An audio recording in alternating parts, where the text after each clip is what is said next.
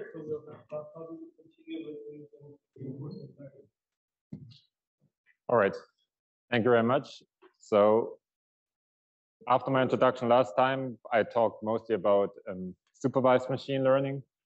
In this lecture, I will talk about a different technique, which is called reinforcement learning. And then in the third lecture, I will discuss how to apply this to knot theory. I will already cover a little bit of knot theory in this class, but I will give you a technique that hopefully that transcends, in a sense, knot theory. Knot theory is a way of sort of illustrating this as an application, but this idea that we're having that we pushed here is essentially just an idea that applies to discrete mathematics. I know that not all of you are interested in knot theory, so I hope that even if you're not, you might recognize that your problem is one in discrete mathematics, and a similar technique hopefully will be useful to you. So whenever you apply machine learning in general, you should essentially just look at your problem and ask yourself, is there a good algorithm that solves this problem already? And I would recommend that if there's this good algorithm, you use this good tailored algorithm rather than this model-independent machine learning algorithm. So the type of problem we will be dealing with, but as I said, sort of the idea is much more general than that, is essentially you're given a knot, something like this, and you ask, can this be untangled? And you look at this, and in this particular case, the answer is yes. So you can perform these steps, and you will see it's untangled. So it's just a circle in the end. But just looking at it like this is not really obvious. So the question is, why is this even hard? So what makes this problem a hard problem? And the problem is that there are so many places where you can start and so many things you can do. I mean, in principle, you just sort of move strands above and below one another. But there are so many places you can start. There's combinatorically a huge amount of things you can do. And the technique I will tell you about is precisely tailored to these types of problems, where you have essentially just very few things you can do. You can just move essentially the strand over. I know, but there are tons of different places you can start. So there are tons of different knots that you can produce with just a very few types of things. And if your problem is of that class, the idea that I will sort of present can be applied. So that's the outline of the lecture. So the first we will dive a little bit into complexity theory. It was mentioned briefly by Steve as well, but I have to go through this because it's essentially problems in the class NP that we can deal with very nicely in this case. And then I will sort of explain how we deal with this. This is reinforcement learning. This is the second part, and then I will very briefly in the end just start talking about knot theory. But the majority of sort of illustrating these techniques using knot theory will be in the last lecture. Okay, so why are some problems hard? And this is captured by the field of computational complexity. As I said, sort of we're looking at some problems in discrete mathematics, and then problems like this appear in group theory, number theory, graph theory, topology. They're all over the place. In physics, essentially, you get something discrete as soon as you have a quantum theory, because of course stuff is quantized, energy is quantized, momentum is quantized, and so on. So essentially, all of a sudden, you're dealing in units of h-bar. So the general setup for the types of problems that I want to discuss is the following. You're given some mathematical object, and there's a number of manipulations that you can do to this object. This number need not be big. It could just be sort of moving a few strands up and down. And if you find the correct sequence of manipulations, you have solved your problem. So you want to have a sort of a set of untangling moves that turns the knot into the unknot, let's say. And by sort of finding these sets, by just sort of exposing it to be the unknot, you can answer, yes, it was the unknot. But of course, the thing that makes these types of problems hard usually is it's just combinatorically hard, because there's so many manipulations you can do and you don't know which ones to do in which order. So you have this gigantic search space of possible things you can do. So essentially, if you brute force a problem, it takes exponentially long trying all these exponentially many combinations. The problems of these types are, for example, integer factorization. Of course, if I have an integer, I can just try all the possible factors, and I can find the prime factorization. A lot of problems of this type are in graph theory, for example, the traveling salesman problem, which essentially asks whether you can find whether this guy or this person here can find a route between cities that's shorter than the shortest distance by traveling from A to C to D to B, or from A to B to C to D, and so on. There's something that's called the knapsack problem, which is the problem of having essentially a bunch of items which have a value and a weight. And now you're trying to sort of maximize the value of the items that fit into your knapsack, which can support 15 kilograms in this case. So again, so you just by trying all possible combinations of all possible items, you will find the optimal solution. But of course, there, if you have n items, there's 2 to the n, there's the power set many combinations. So that's again something that's exponential. So what these problems essentially have in common is and that's what Steve said, if you guess correctly at every step, if you're very lucky and you guess correctly, so it tells you first use this item and then use that item and then use this item and then you have maximized it. So if I had an oracle and I could just ask, what do I do next? And it told you, yeah, next you add this item. Of course, you could solve this in polynomial time, just adding one item after the other, always choosing the next correct one. Or similarly with the factorization problem. In particular, I can verify if somebody tells you, yeah, the prime factors of 35 are 5 and 7, I can multiply in polynomial time and check. Somebody says, you can get a value of over 100 in your 15 kilogram knapsack by using these 5 items. I just sum up the value, check that the value is above 100 and the capacity is below 15 kilograms, and I'm done. So I can verify this, but I can't find it in a sense. I can't find it efficiently, or I don't know how to find it efficiently. Good. So problems that you can essentially, where you can find this solution quickly, they are called polynomial time algorithms, and they are in the complexity class P.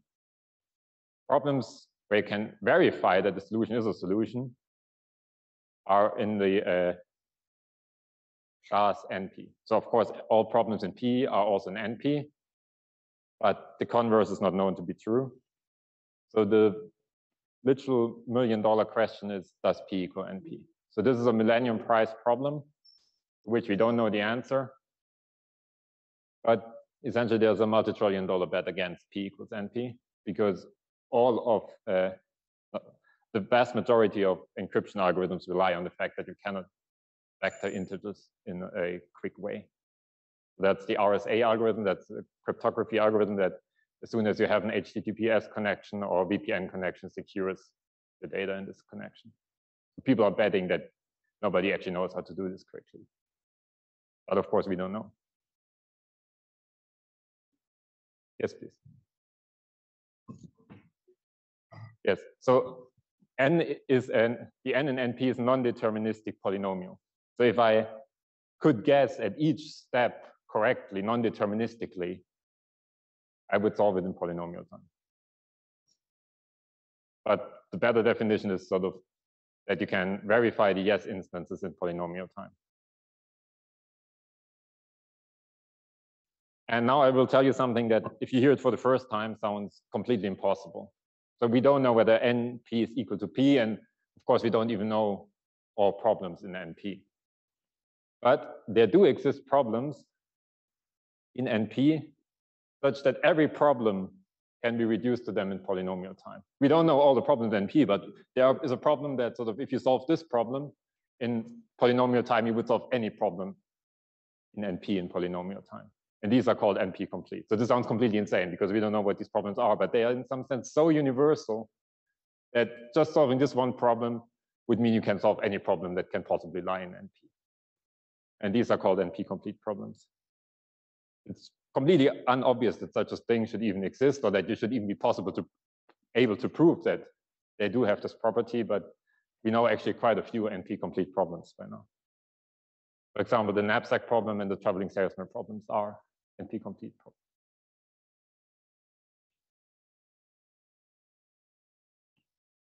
Okay, but sort of that's not the end of, sorry. I was just wondering, is the map from the well, any two of the NP-complete problems obvious? As in, given any kind of algorithm that would solve the NP-complete knapsack problem, can you see the map to the algorithm that would solve the traveling salesman problem? Yes, so Kid is asking sort of what are these maps to sort of reduce of sort of mapping any problem in NP onto this NP-complete problem. In particular, how do you map sort of the knapsack problem onto the traveling salesman problem? In principle, of course, you have to work out these maps, and in practice, what was done is essentially there was the first thing that was proven to be NP-complete was something that was called the Boolean satisfiability problem. So that essentially you have a bunch of Boolean variables that can be 0, 1, true or false, and you just build Boolean sentences out of it, x1 and x2 or x3 and x5 and x9 or x7. And then you ask, is there an assignment that makes the sentence true? And this, of course, it sounds rather general already, and this was the first thing that was proven to be NP-complete. And then people sort of reduced everything, sort of reduced stuff to this, to this Boolean satisfiability problem. So to map TSP to knapsack, essentially probably, I mean, that's from the top of my head, something that I would guess the reduction would be is to map the distances between the cities to the objects that you're trying to fit into your knapsack then. But yeah, I mean, sort of finding these reductions is non-trivial.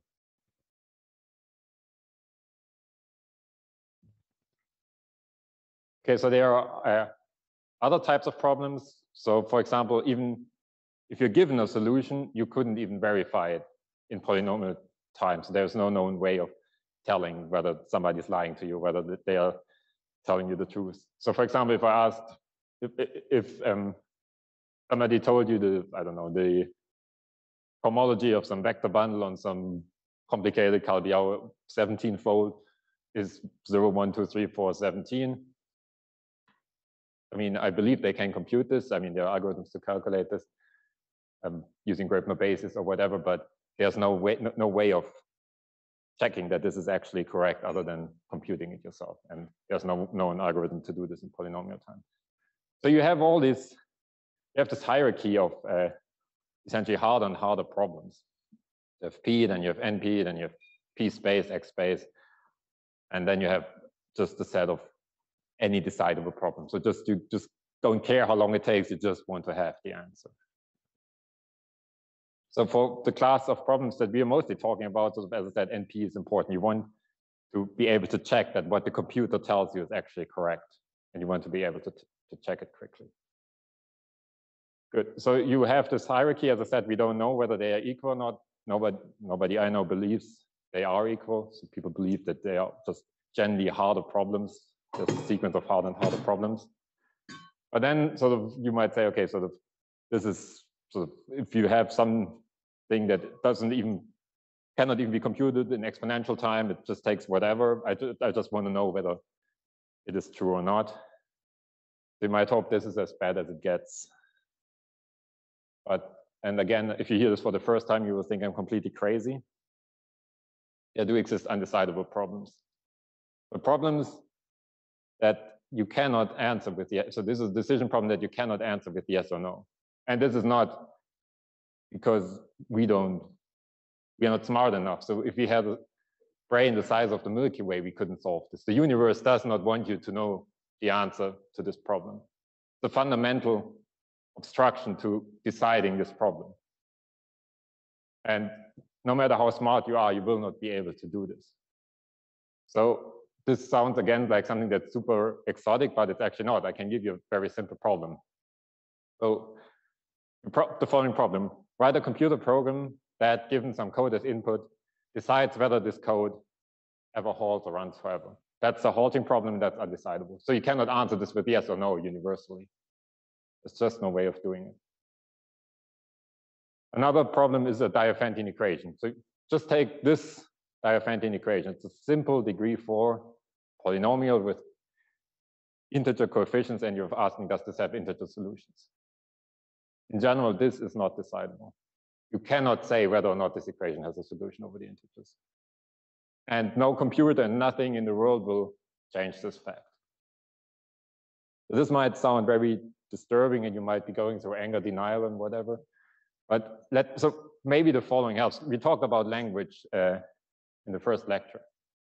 So language is essentially stringing together letters from an alphabet, 26 in the English alphabet, and then you're forming words out of it. So you have a countable, I mean, even a finite, but it also works for countable alphabets.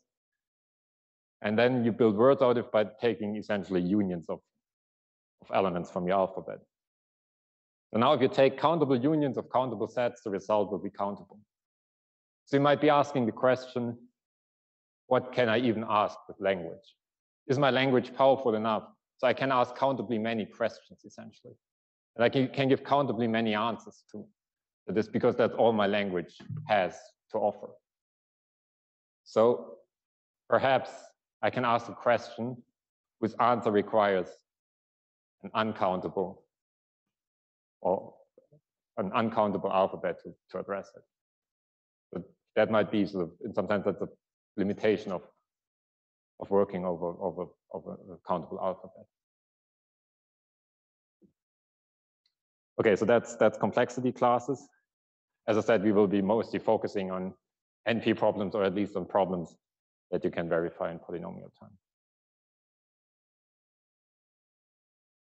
Good. So coming back to this example of asking, can I untangle this knot?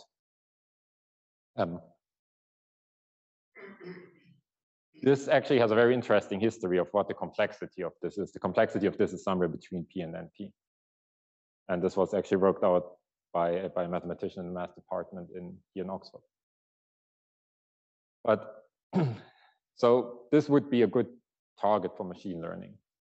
And of course, asking, can it be untangled or not? Well, we know it's decidable. It's even decided. I mean, it's even doable in exponential time or even faster. So this is something that the machine learning algorithm might be a good target. That's of the type of question we want to ask. So, and this, of course, sounds like a binary classification problem. It's either it can be untangled or it can't. So what you could do is you could essentially set up this problem where you have some neural network and you feed it some knot, and it sort of says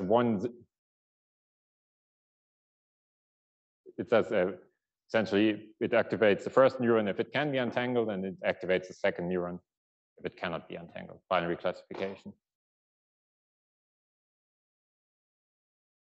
And of course, you could do this, but in practice, what will happen is you give it this knot and it tells you, yes, 96% can be untangled, 4% it cannot be untangled. So what is this? This is 96% the R knot. And even if the answer was 100%, this wouldn't be of use to any mathematician because, as I said, they are black box in the sense that you cannot interpret how it came to this conclusion. So you're not learning anything from this binary classification task. But you might know that it's probably the R naught, but the answer is not useful. So when we talk about these types of problems, is this thing the R naught? Does this thing have property X? This thing from discrete mathematics, does it have property X? We are not trying to do this binary classification, we want to do something else.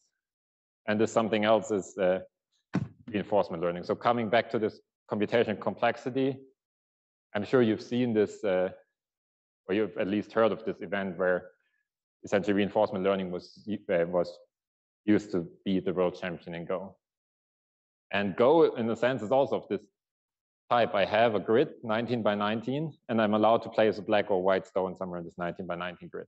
And essentially, I can place it anywhere where no other stone is. So I have 19 times 19 actions, so there are 361 actions.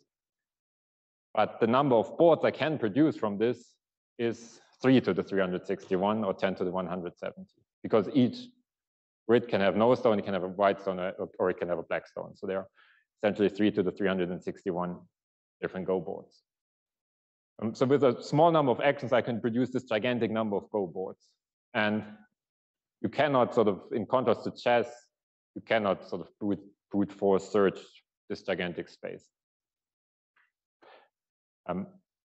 So they didn't use, but what they did is they used essentially reinforcement learning that predicts at each point. So you ask a neural network at each point, what should I do next? That's the idea. We don't have this, of course, we don't have this oracle, we don't have this non-deterministic Turing machine that tells us, no, you add this, no, you do this, no, you do that. But we replace it by a neural network. And we hope that the neural network learns heuristics, learns something about the game that humans can't see, and then outperforms a human in this task. That's the idea. So asking, in a sense, doing this binary classification task of asking whether this is the unknown would be as useful as giving it a go board and ask, can I win from this position? And it says yes. If you don't learn anything, you wouldn't even know how to check it. But we want something that we can check. So this brings me to the second part, reinforcement learning, where we now discuss sort of how this algorithm works. But before I go there, are there any questions on computational complexity?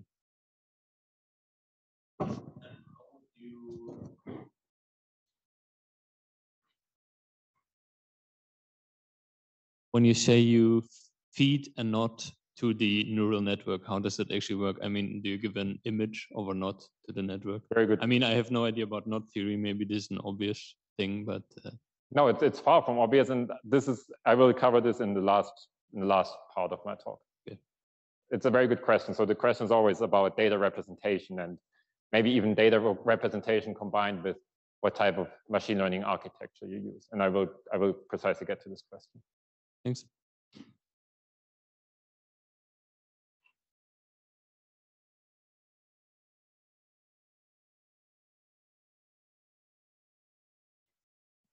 Okay.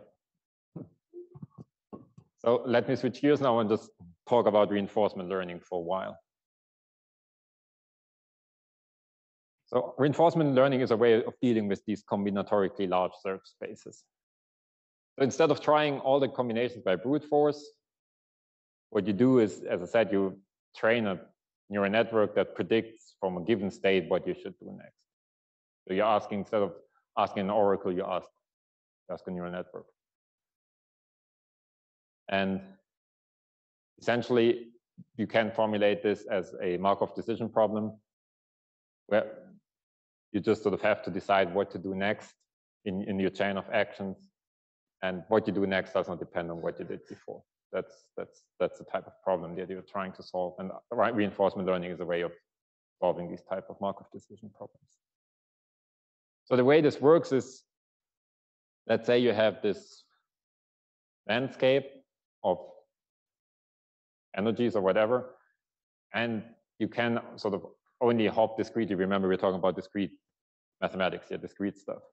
You can hop essentially from one point in this landscape to another. So what you do is you take your algorithm, you drop it somewhere in this environment, somewhere in this landscape, and this is the state it is in. This could be a Go board, for example, some position on Go board or chessboard or whatever. And now you check what are the possible actions that it can take from here. Where can it go next? And out of these, now you essentially ask your neural network, what do I do next? It will sort of single out one, and it will perform this action. And let's say the goal was to minimize, sort of to find the bottom here. So now it went down a little bit in this landscape. This point is lower than the other. So you reward it. This guy gets a small diamond, and it learns, that's good, I like diamonds, so it adjusts its behavior. And then you just rinse and repeat. So now it's in this new input state. It looks at the actions it can do to perform the next action. Now it went up a bit, so you punish it. It's okay, so going up is bad. And then it adjusts its behavior from what it learned, and you continue until it sort of found the minimum and it gets a big diamond. And that's sort of the end. That's the terminal state. You won the game. So in doing this, essentially, it's important to train this neural network that makes these predictions such that it optimizes its long-term return. So the sum of all the rewards and punishments it receives. Because otherwise, if it was just sort of looking at the next action, it would never have taken this step because it's punished. Then it would just try to stay there. They would be trapped in local minima in a sense. But by maximizing the long-term return rather than the short-term reward, you make sure that essentially you navigate across out of local minima and you reach a good terminal state that might require taking a hit if there's a big diamond in the end. That's the idea. So here's some lingo for reinforcement learning. It's just a lot of vocabulary, but it's the one that's typically used in reinforcement learning. So the first thing you need to define is an environment. So that is just the set of states, let's say the set of go boards, and the set of actions on these states, so placing a black or white stone. The states are just the possible configurations. So this can be discrete, it can be finite, infinite, or even continuous. But again, for the type of problems we are talking about, typically the state space is huge.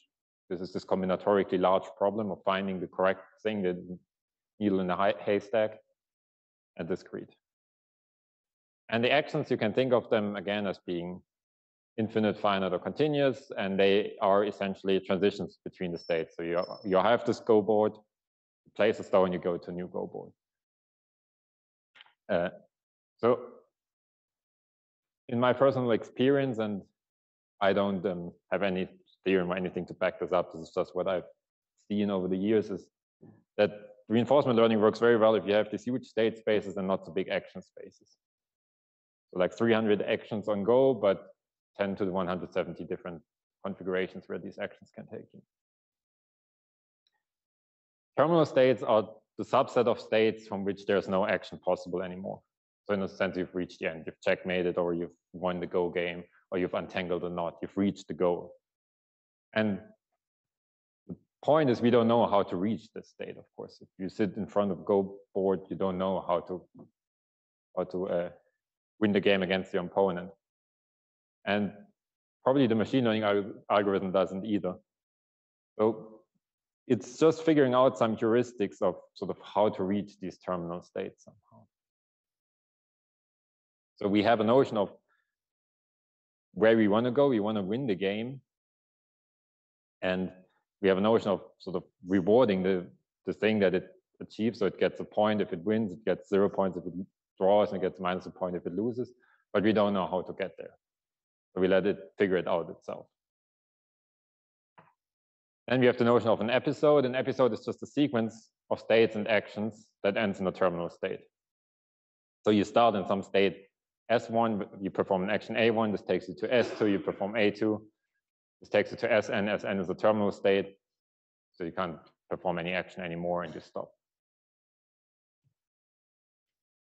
Policy is the thing that decides how you choose the next action given the state. So pi can be thought of as a function from state space to action space. And there are deterministic policies, which means given any Go board, you will always do the same thing. And then there are non-deterministic policies where you say, okay, sort of, or where the transition can be non-deterministic, where sort of performing the same action will take you into different states. The reward is the thing that you sort of, the diamond or the sort of punishment that you give to the agent for following its policy. So if it always walks uphill and you want it to walk downhill, you punish it every single time. If it walks downhill and you want to go downhill, you reward it. So you can think of this as being a map from state space and action space. So given a certain state and performing a certain action, following this policy, was it good or bad? Is it taking you closer to what you want to achieve, or is it taking you further away from what you want to achieve? So you just awarded a real number, positive for positive reinforcement and negative for punishment.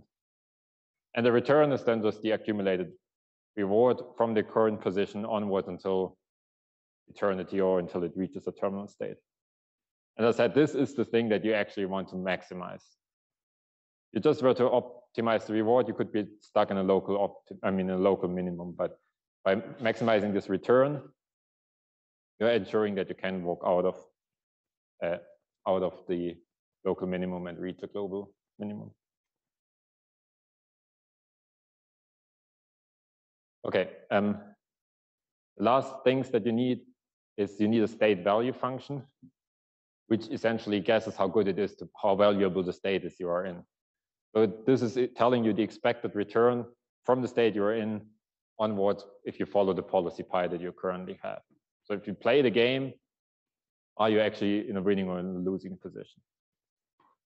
And then the action value function is something very similar. It tells you sort of how good is the action that you chose rather than the state you're in. So performing in this state, performing this action, is it sort of, is it good? Is it checking the opponent, or are you losing your queen? Something like this. And of course, we don't know, we need to know the policy, which to choose next, and we don't know how good, in general, how good a given position is, and we don't know how good a given action is. Of course, there are heuristics that people have used in chess, sort of just counting material, giving values to pieces and so on. But in general, you don't know whether you are in a winning or losing position necessarily. So we need something to predict this, and this is very essentially where machine learning comes in. So here now you start replacing the policy and or the action value function and or the state value function by neural networks. There is some function that computes this. Neural networks are universal function approximators, so you take a neural network to approximate this function of what the expected return is given the state, or what the expected return is given the state and the action. And all of this conditioned on you following some policy of playing the game. So that's the idea of reinforcement learning. It solves this Markov decision problem by essentially optimizing the policy using the state and or the action value function, none of which you know, so all of them are replaced by neural networks.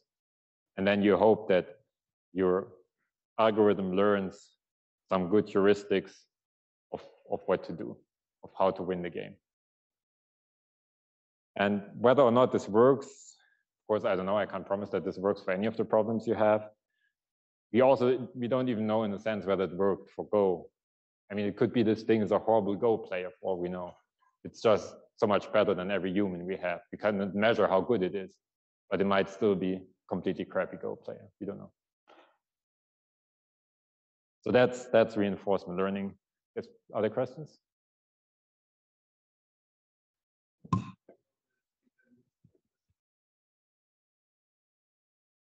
Sorry?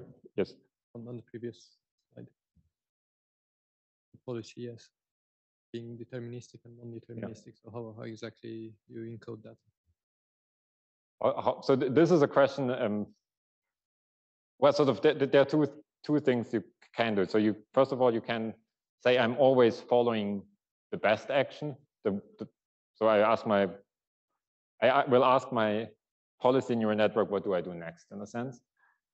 Out of all the possible, out of the 381 actions, which one do I do? And it will give you a probability. So this one is probably the best, this one's the second best, and so on. So you can just always do the best, or you can sort of sample from this with some distribution. You can take these probabilities, and then you can sort of draw with weighted with the probability which one is best.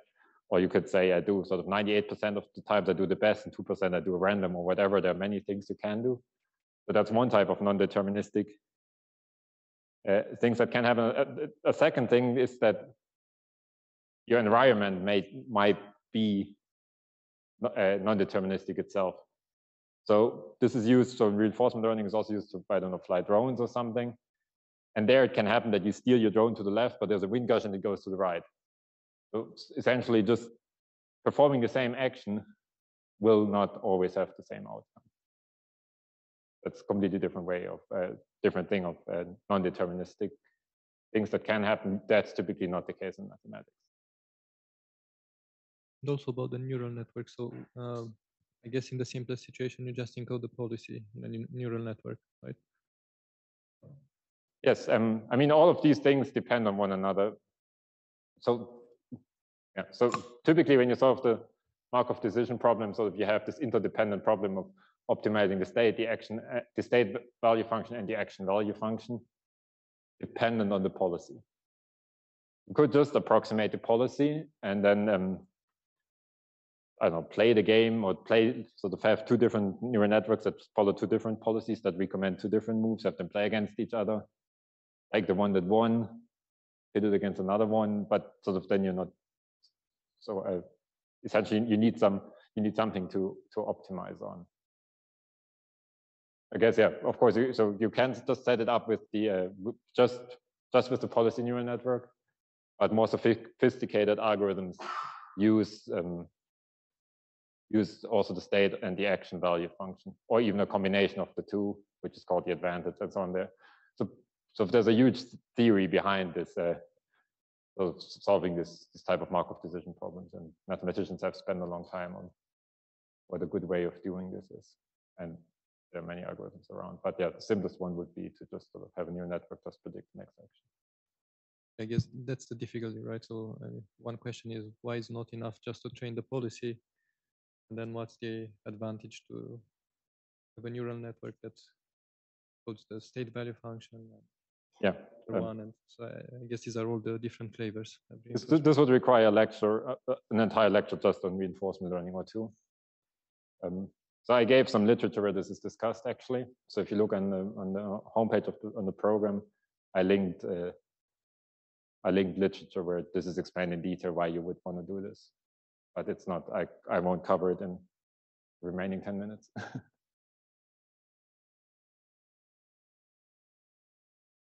There are two questions. Fast chess. I know that the classical chess engines, I don't know how familiar you are, but the best ones in Stockfish. Yes. Like brute force calculation, right?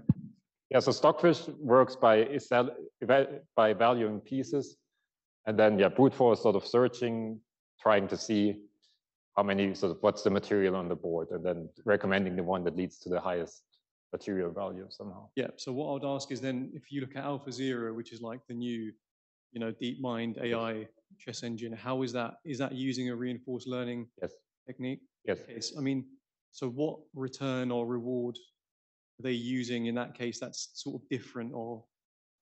Yeah, very good. So in chess, it's not as simple as just counting material, obviously. So what exact reward are you going to give? Very good. Yeah, that's an excellent question. So, the original, so AlphaZero uses the same type of reinforcement learning that was also used in Go. So that's a type of Monte Carlo tree search. So you have this tree, and then you're exploring this in a certain way, and you're of course, this tree is too big, so you ask your neural network, which branches of the tree should I go down? Instead of brute forcing everything, you ask the neural network which things to pursue, and then you update this. So this is this alpha tree search that was developed by Google based on multi-arm bandits based on game theory, and then incorporating essentially exploration and neural networks and so on into the game. And the same thing is used in AlphaZero, which is then applied to shogi and Go and chess. And the reward is very, very simple. It's really just you play the game to the end, and if you win, you get a point, and if you lose, you get subtract a point, and if you draw, you get no point. Because chess typically ends in, I don't know, 50 or 100 moves. Okay, so if you watch Stockfish play in the end, it's just checkmating with the 500 moves or so. That okay, but in principle, you give up. It's sort of decided after 50 moves or so. So you just play until the end, and then you reward based on what the outcome was. So you have two games. You have two reinforcement agents play against each other. One is black, one is white, and you just always always ask what should I do next, and then you train them. The one that played black and lost, let's say, gets -1 point, and the one that played white and won gets +1 point, and then the neural network learns what works. And in chess, of course, there are domain experts. There are people like Kasparov or so who can look at these games and analyze them and learn from them. So they can look at what is it that AlphaGo is trying to do. And there's an interesting book called Game Changer where this is discussed and analyzed. And it does play chess differently from what Stockfish plays. As you said, Stockfish is valuing material, whereas AlphaGo seems to be valuing position on the game on the board. So it will play gambits, it will play very, very aggressively, and will sacrifice even a queen if it can get the opponent to to put him in Zugzwang or whatever. So it's a different style of playing, and this is somewhat what it learned just from doing this rewarding by +1, 0, -1. So there was zero human knowledge put into this. It just got the rules of chess and then said go. And so it never learned. I mean, implicitly it learned, of course, that the queen has some value and it's more valuable than a rook or whatever. But it values position more than these things. This was never input, and it's not to this extent in the output than it is in Stockfish, where it was coded in. Yeah, I find it interesting that if we can produce a better engine like the AlphaZero, we still, it's giving you a best move supposedly, but we still don't know necessarily why that's the best move. Yes. Yes. Like what you said before, we still don't know if it is the best move. Yes.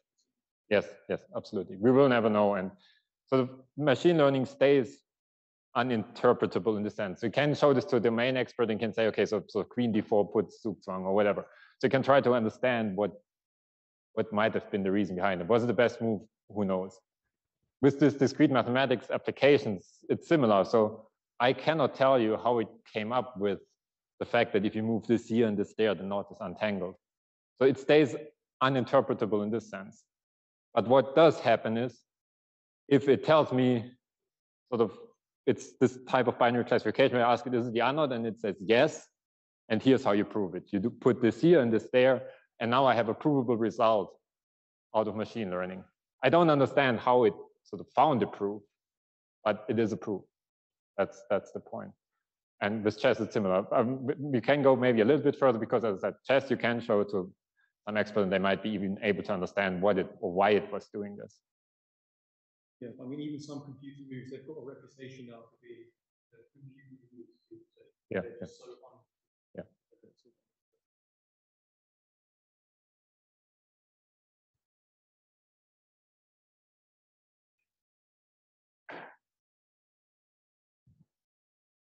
Is it possible to apply reinforcement learning if we do not know whether there exists a sequence of moves that leads to a terminal state? Sorry, say again, is it possible to apply machine learning? So to apply reinforcement learning if we don't know whether there exists an episode? Because if there is, like, if we don't know whether there exists a sequence of moves that will lead to a terminal state, and we still try to do reinforcement learning. Yes, so the question is, can we apply reinforcement learning if we don't know that there exists a terminal state? And the answer is, it depends on the type of reward you can give. So we used this in a paper. We used it to solve a Diophantine equation. As I said, Diophantine equations are undecidable, so we didn't know that there was a solution. For the one we studied, we actually knew that it had a solution. But in general, if you want to apply it, you don't know that whether these things have solutions, so you don't know whether you ever reach a terminal state. But what we could do in this case, we could essentially, we had a notion of intermediate rewards. We didn't have to play the game until the end, see whether you won or lost, and then get a point or -1 point. So if we just check at intermediate steps, how far away were you from solving this equation? You just sort of, let's say the neural network said you put x1 to 7, x2 to -5, and x3 to 17. We put this in, we calculate, is the equation satisfied? It's not 0, it's 5, so we sort of punished it by 5. If you have this notion of intermediate rewards, if your rewards are not so sparse, you can also apply it in that case.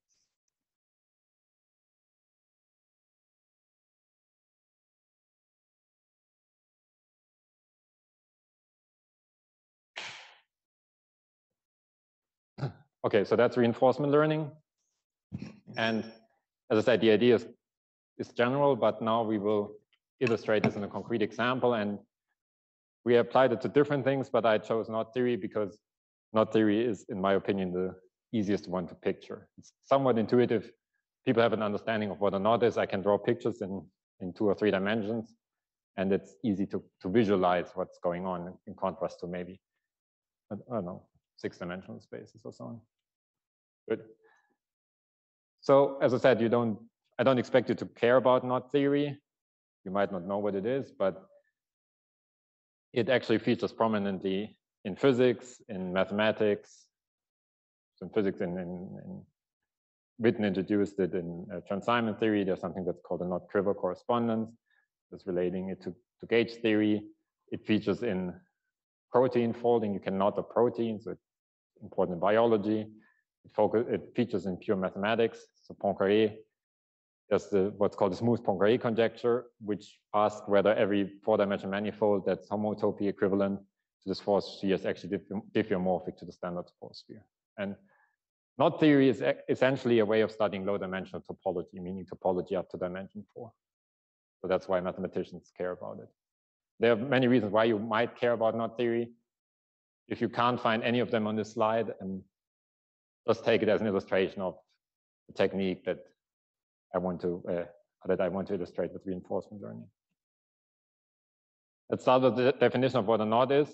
A knot is an embedding of a circle into 3 sphere, or just into R3, or you compactify and turn it into a 3 sphere.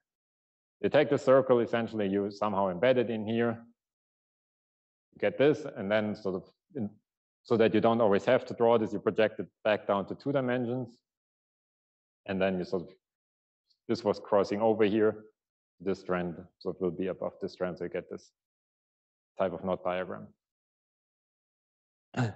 And now I come back to the question that was asked previously, how do I represent this? And there is no unique representation of knots.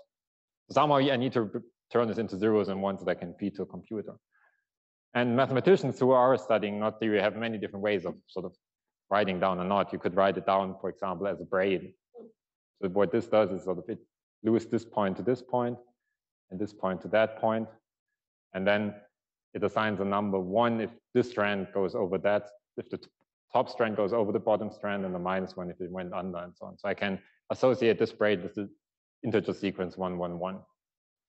Or I could assign it a Gauss code, which labels essentially the crossings and whether it goes over or under. So I could also represent the same knot diagram with the sequence 1, -2, 3, -4, 5, -6. There's planar diagrams, which is labeling each strand, and then you go around clockwise from the incoming strand. So you could sort of assign it this sequence. You could put it in a position such that you get this type of grid diagrams, where always sort of there's in each row and each column there's one turning point. You can do something that's called a DT code. So there are all these different ways of encoding it. In any case, I either get a picture like here, I get a braid word, so that's essentially a sequence of generators in a non-abelian group, or I get these sequences of integers, all of which uniquely specify the knot up to ambient space. Good. So then you might ask yourself, okay, good. So which one do I choose? And for a mathematician, in principle, the answer is, well, it doesn't matter. You can just transform one to another. They all uniquely specify the knot. You can go from one to the other. But there are, of course, more aspects to this. So in computer science, you might ask sort of which representation is the most efficient, meaning the shortest one. And does my ML algorithm actually make use of this efficiency in encoding? And secondly, can I recast the problem into something that has already been studied by the machine learning or the computer science community? From a math perspective, you might ask, does this representation have beneficial properties that other representations don't? So let me give examples for these 3 things: efficiency, casting into a form that has been studied, and beneficial properties. The first one is efficiency of encoding. So I take this knot in 3 dimensions, which I randomly generated, and I can just specify this by the x, y, and z coordinate in 3-dimensional space. Or I can take it, project it down, I get this, and then I can sort of assign these integer numbers this PD code. And you see this is of course much longer because projecting from above or from below one strand goes over many other strands. So I got a lot of more crossings than I have turning points in the knot. And then when I turn it into a braid, this gets even longer because I need to sort of sometimes even add crossings to make it expressible as a braid. And just based on the fact that sort of this should be the more efficient embedding, there are people, these people sort of worked out that it there are properties that might be easier to decide if you had the 3-dimensional representation of the knot. Not easier, it can be computed faster. So what you can do is you can just take a simple neural network. You can do the following experiment. You just take a simple neural network, you feed it this representation, and that representation. You ask it to compute some property of the knot. And we did this for random knots here, and what you found is the most efficient one, just these points actually work the worst. So this is the loss of the validation set. And you see that sort of the best encoding actually was the PD code. So this encoding here worked best for the specific task at hand at predicting this knot theory quantity. So it's not a priori obvious that the shortest one is also the best one. But this also ties into the second question of what type of network architecture do I use? And in this case, it was just a feed-forward neural network of the simplest type that I described in my first lecture.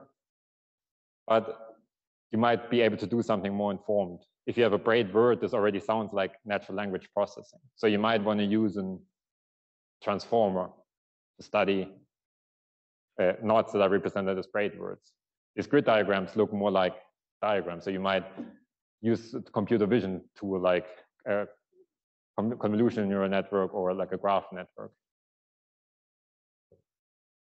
And so we did this in the case of the unknot, and we used the transformer or a version of the transformer, which is called a reformer.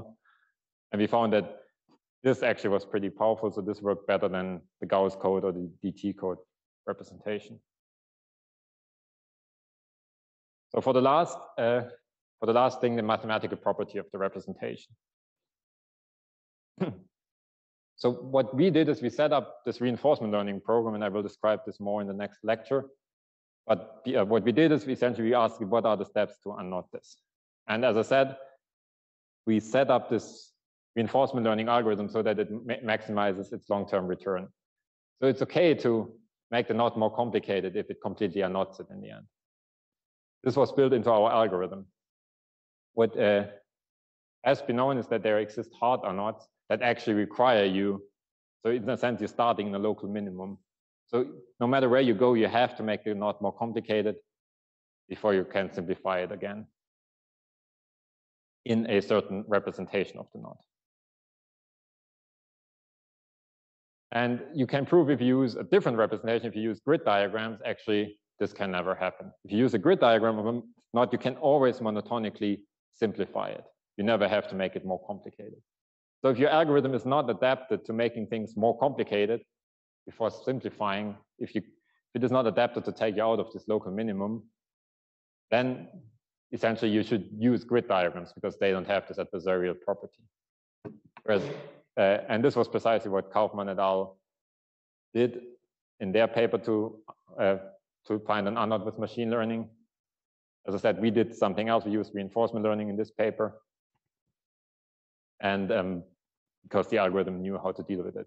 But you should ask yourself these types of questions, sort of, what type of representation is feasible to use? What type of representation informs which neural network architecture, computer vision, graph neural networks, large language models, and so on? And mathematically, is my algorithm equipped to deal with properties that a certain representation has?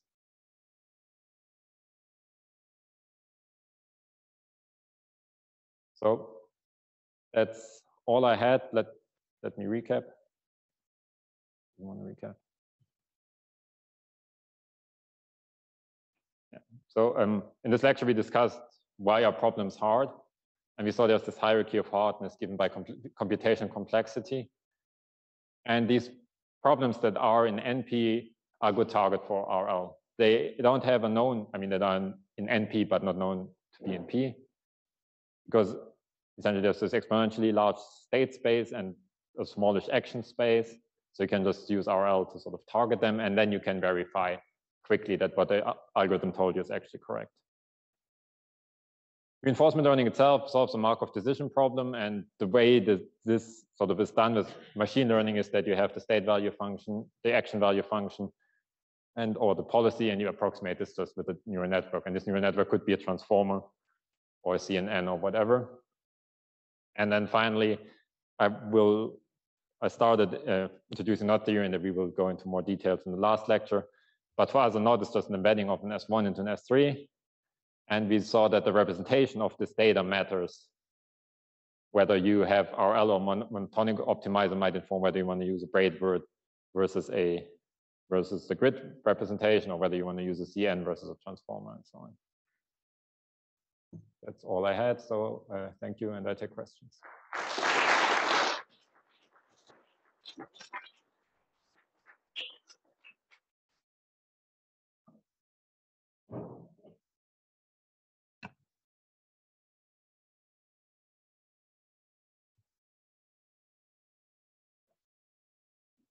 So you talked earlier about trying to solve Diophantine equations with reinforcement learning. Obviously, that's a problem that you could approach with many different techniques, and like it's not so obvious, at least to me, that like there's a natural like state space, action space formulation of solving Diophantine equations. Can you talk a little bit about the motivation for using reinforcement learning for problems like that? Good. So yeah, so the question was, what is the state space and action space and so on? I don't know whether I gave the reference. If not, I can. Reference might not be on here. Yeah. So what we did was just very simple. We had the actions were just, so we tried different actions. We tried, one of the things we tried was just take an integer. So we take one of the integer variables and increase or decrease the value by 1. So that's the simplest thing you can do. And then the state space is in principle infinite. And the actions are just sort of 2n, where n is the number of variables in the Diophantine equation. And so we set this up, and this worked very well. It found solutions. Of course, it's undecidable. So this particular equation was decidable. It was an instance of from class that's in general undecidable that was decidable because we decided we found solutions. And then we tried to interpret what it was doing.